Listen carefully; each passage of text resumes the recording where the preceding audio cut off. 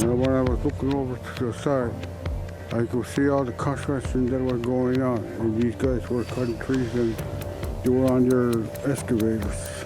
Tonight, a camp has been set up in Cape Breton to prevent clear-cutting to protect the area. Canada can create all of the project offices and advisory groups that they want, but chiefs are united. With Parliament back in session, the Assembly of First Nations let their feelings known what they want to see down the upcoming budget. I'm not going anywhere, and I will fight for him till all the people responsible for his death are outed and charged for his murder. And renewed calls for help in finding those responsible for the death of a Saskatchewan First Nation man.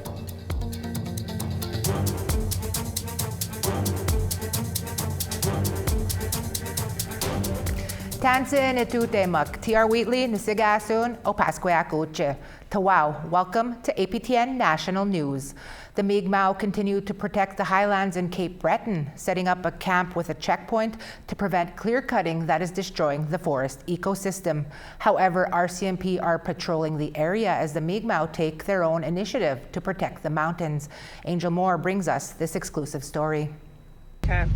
So everybody's detained right now for a mischief investigation. For what? What's that? For what? Whatever was happening at Nova Scotia. There's nothing happening. That was Corporal Holly Murphy speaking to Mi'kmaq land protectors on a road in Hunters Mountain, Unamagi, Mi'kmaq for Cape Breton. Ashton Bernard and other land protectors were driving to the site where Bernard shot his first moose to harvest medicine when the RCMP pulled them over. And then DNR actually blocked the road off from us, and the cops come out from the woods and detained all of us. But other than that, they're just, bothering the native people here. About 2 weeks ago, Mi'kmaq land protectors seized the wood from 3 logging trucks to stop the clear cutting that they say is destroying the moose habitat, water flow, and traditional medicines. They have since set up a camp with a checkpoint to protect the forest. The Unamagi highlands, this is our resources, and we let these big corporations destroy our hunting grounds and our medicine grounds. It's just heartbreaking, because I shot my first moose at Windmill Road, and now it's just a memory. It's not there anymore. Jaime Baptiste is from the Eskazoni First Nation and a Liberal MP.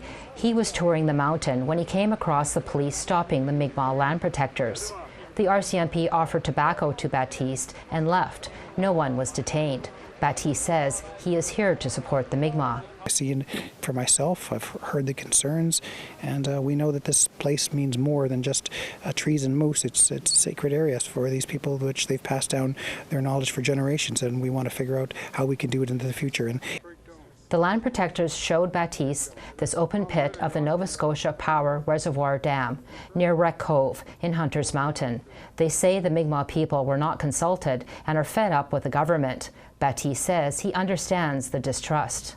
We're here to listen, and when we were invited by people to come up here and see what's going on, I always feel like in any kind of animosity between Mi'kmaq and the province or members of that it's incumbent upon me to be there and see for myself what's going on and not just take someone else's word for it. Nearby in the bushes is where Fred Siliboy's son, Chris, shot his first moose. Sadly, Chris died from cancer in 2008 when he was 19 years old. It was given to me by moose hunters of Eskazoni and the hunters of the Hunters Mountain.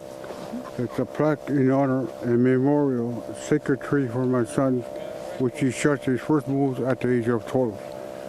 But the sacred tree was a victim of clear cutting. Siliboy was heartbroken. My gut fell to the ground. I was so upset, so mad, angry and mad. I got here, looked at the tree, and then when I was looking over to the side, I could see all the construction that was going on. And these guys were cutting trees and they were on their excavators.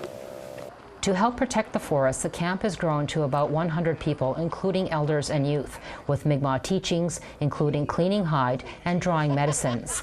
The movement has led to people coming together to protect Mi'kmaq lands. Amy Maloney is from the Spaganagity First Nation. And we all stood there and we all were singing from the bottom of our hearts and the top of our lungs, the honor song. And that coming on Hunter's Mountain was an overwhelming feeling of pride, real Indigenous pride. Youth came to dance for the elders and community members, who all have memories from the mountains, including Elder Douglas Denny from the Eskazoni First Nation. He harvested lumber in the mountains with his dad's company. We have to protect our forest, sure. I believe that, and I support these guys. And but the forest got to be protected, and got to be managed properly. Port Hawkesbury Paper has since paused clear cutting. They told APTN News they are working with the Nova Scotia Chiefs and Mi'kmaq associations on a holistic ecosystem-based forestry. Silly Boy hopes his son's story will help save the mountain. I'm feeling, I never thought I'd be standing here and explaining my story about my son and the hurt that I went through with him and the hurt my people are going through with the sacred mountain. The land protectors are staying put and plan to build a permanent camp to protect their lands. Angel Moore, APTN National News, Hunters Mountain, Unama'ki. A First Nation in Manitoba is celebrating after their calls for moose conservation have been answered, just in time for moose hunting season to begin this week in the region. Last month, Bloodvein River First Nation in eastern Manitoba began barring non-indigenous hunters from entering their traditional territory in an effort to prevent overhunting of moose. The decision has been met with disdain by hunting organizations in the province who called on the government and RCMP to intervene. On Monday, the Manitoba government announced that roughly 150 kilometers of road and river in the area will be surrounded by a moose hunting buffer zone. The buffer zones stretch south and east of Bloodvein and roughly 70 kilometers north to Barons River First Nation. 500 meters on either side of the stretches will be no hunting zones. The province says the buffer zone will only remain for the 2025 hunting season, which began September 15th. In a post on social media, the chief of Bloodvein says the province and nation are working together and says conservation officers will be present and visible. Parliament resumed on Monday and the Carney government has committed to releasing a budget this fall. With this in mind, the Assembly of First Nations held a press conference on Tuesday outlining its spending priorities. But as APTN's Fraser Needham reports, much of it was dominated by the AFN's ongoing opposition to Bill C-5, or the One Canadian Economy Act. Speaking to reporters in Ottawa, AFN National Chief Cindy Woodhouse-Nepenak said the government's announcement of an 11-member Indigenous Advisory Council last week has done little to quell her organization's concerns about Bill C-5. Canada can create all of the project offices and advisory groups that they want, but chiefs are united. When it comes to the approval of large national infrastructure projects on First Nations lands, there is no getting around First Nations rights holders. Until an appropriate process is established and founded in free, prior, and informed consent from First Nations, the Crown's legal obligations will not be met. The AFN did also outline what it would like to see in the upcoming budget, such as new spending to address the massive First Nations infrastructure gap and ensuring all communities have access to clean drinking water. But in his opening remarks, AFN Regional Chief for Manitoba, Willie Moore, chose to make note of the fact no First Nations from his province were included on the Advisory Council. Canada calls Bill C-5 the Major Projects Office its new nation building tools. But we need to be clear. These major projects need First Nation consent. It is our participation that gives the investors a sense of security that projects will move forward. Canada needs us. Woodhouse-Nepenak also said the AFN was not consulted on the creation of the council and is still unsure what it will exactly do. We have not seen the terms of reference. I think we had one conversation, of course, with the federal government on that role, and it was pretty late, as like they had done with C-5. AFN Regional Chief for New Brunswick, Joanna Bernard, added if Ottawa has any plans to move forward on national projects without properly consulting First Nations, it will do so at its own peril. If you look at history, In Atlantic Canada, there were some projects, energy projects, that did not go through because they did not consult and our people took over the land and the work did not get done. So be prepared that that may be something that Canada, the First Nations may do. If they're not doing it right, we're going to stand up. We're not going to be folding down again as we did in the past. And Late Tuesday afternoon, the government announced it will release the 2025 federal budget on November 4th. Fraser Needham, APTN National News, Ottawa. We want to hear what you think about our stories so far this week. Here's how to continue the conversation. If you have a story you want to share, send us an email to news@aptn.ca. To read and watch our stories, go to aptnnews.ca. You can find us online on your favorite social media sites, including TikTok, YouTube, LinkedIn, and X. Follow APTN News to join the conversation and see our latest stories. And we have a story about a big energy project out of British Columbia when we return. Cheskwa.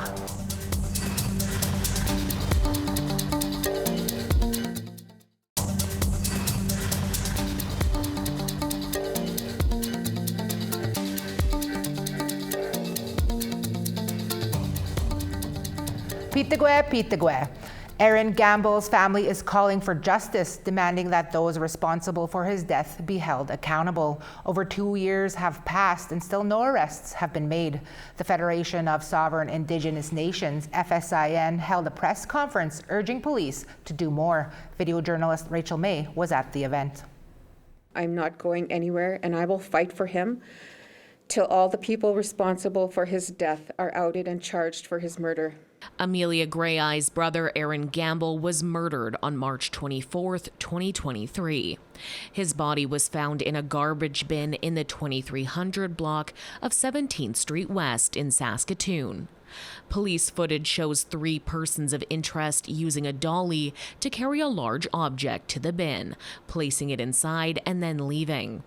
Grey-Eye says she wants answers to ensure her brother's killers are held accountable for what they did.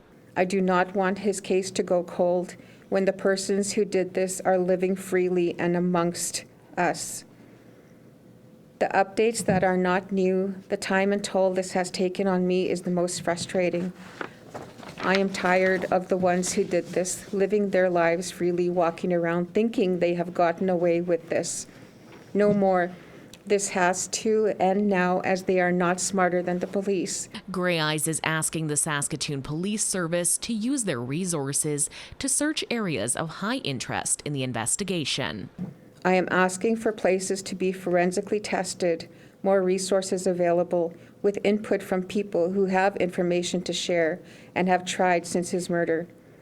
I am angry and frustrated. I have done what was asked of me for 2.5 years, and now is the time where I am speaking and advocating for my brother. 4th Vice Chief of the FSIN, Craig McCallum, spoke at the press conference and said that the FSIN is standing with Gamble's family. No family should ever have to feel, should never have to come to do things like this, to sit in front of a camera, to beg for updates, to beg for answers, to beg for effort. McCallum added that the family needs SPS to communicate what steps are being taken to catch the killers and to increase resources to ensure justice for Gamble. This is a public call to SPS to communicate with the family, to share with them, and to open up those lines of communication so that they don't feel alone, or also that nothing is being done to help find justice for their loved one.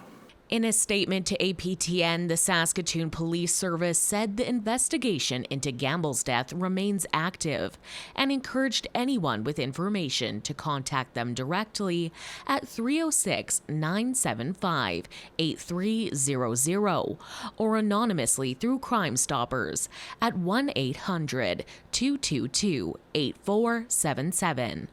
Rachel May, APTN National News, Saskatoon.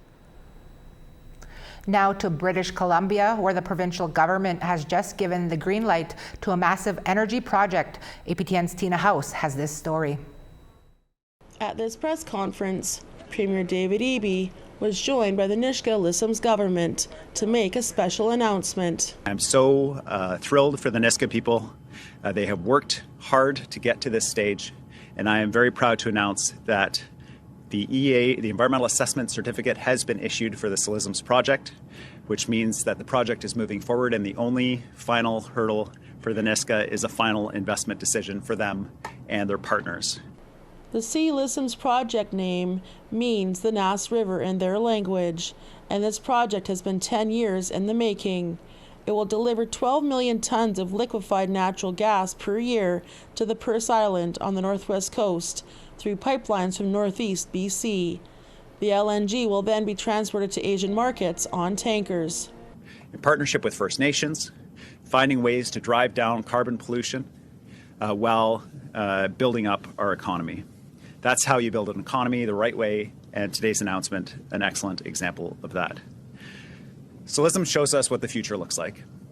This project will create 800 jobs during construction, more than 200 jobs ongoing at the site, $17 billion in contribution to the Canadian economy over the lifetime of the project. Eva Clayton is the president of the Nisga'a-Lissam's government. She says Indigenous people now play an essential role in shaping Canada's economy. Lissam's LNG is a project our nation is proud to be co-developing with our partners. As BC and Canada work to retool our economy, Indigenous nations all across Canada are playing a central role. We don't need to resist change if we are the ones shaping it. The Nisga'a, in partnership with the Rockies LNG and Western LNG, say the project also involves many partners on the ground to make this happen. Tina House, APTN National News, Vancouver. Time for one last break here. We tell you about an annual ribbon walk in Edmonton when we come back. Cheskwa.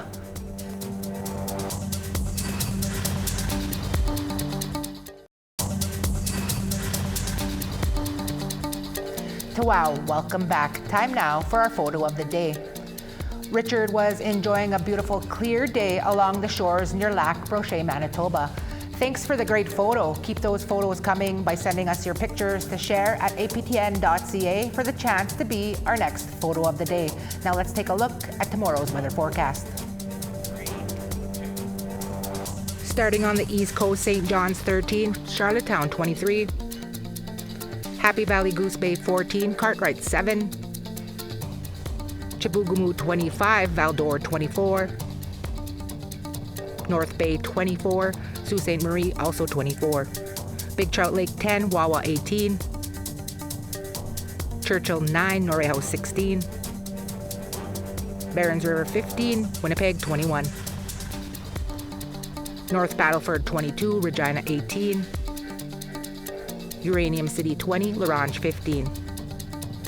Over to the west, Fort Chipewyan 23, Fort McMurray 24, Edmonton 29, Lethbridge 28, Bella Coola 9, Kamloops 31, Dease Lake 15, Prince George 25, up north, Old Crow 8, Mayo 12, Norman Wells 17, Fort Simpson 25, Tuktoyaktuk 10, Colville Lake 14, Cambridge Bay 5, Chesterfield 6, Resolute -4, Iqaluit 2 degrees.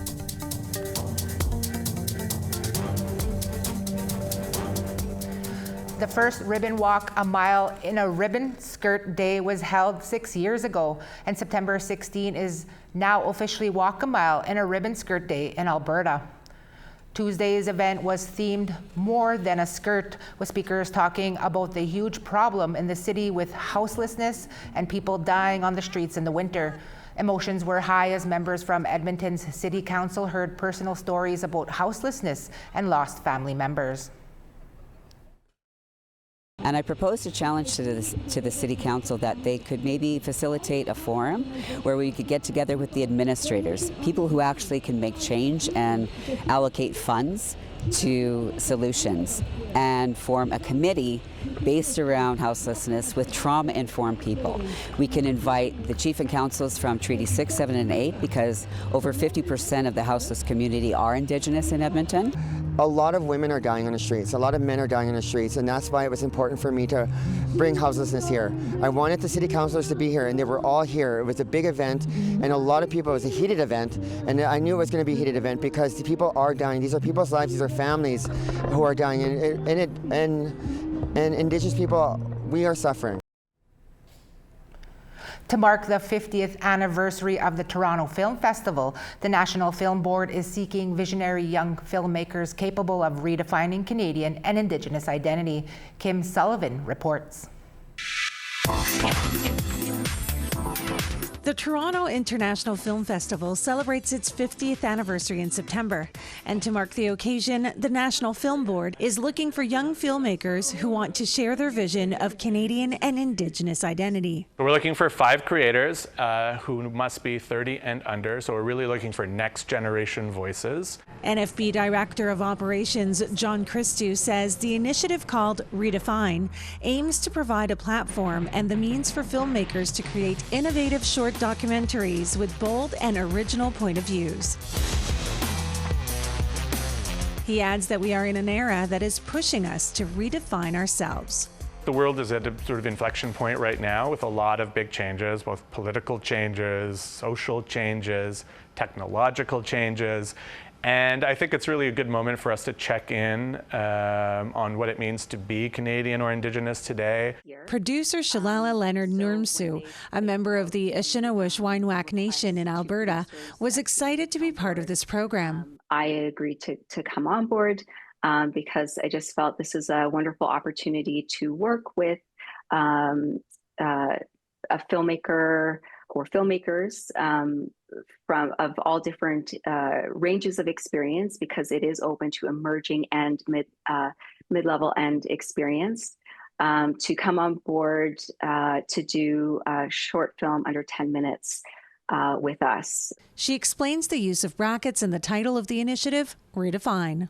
I think that for some applicants, they may be wanting to redefine, but I think for a lot of filmmakers, it's having this opportunity to define, you know, and to say, this is who I am, this is who we are, you know, this is my story or our stories, and reclaiming that space. It can be defining or redefining. It really is up to the filmmaker.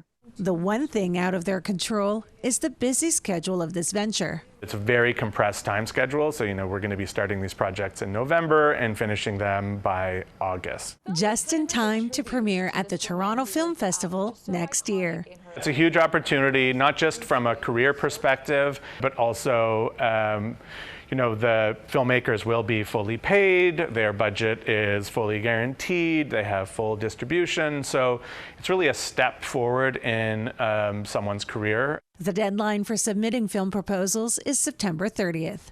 Kim Sullivan, APTN National News, Montreal. And that's all the time we have for this Tuesday, September 16th. Join Chris and Ajikode at 1 p.m. Eastern tomorrow for our daytime newscast. Until then, from all of us at APTN, especially our supercalifragilisticexpialidocious crew behind the scenes, Eguse, Gitam, Kawapamittinano.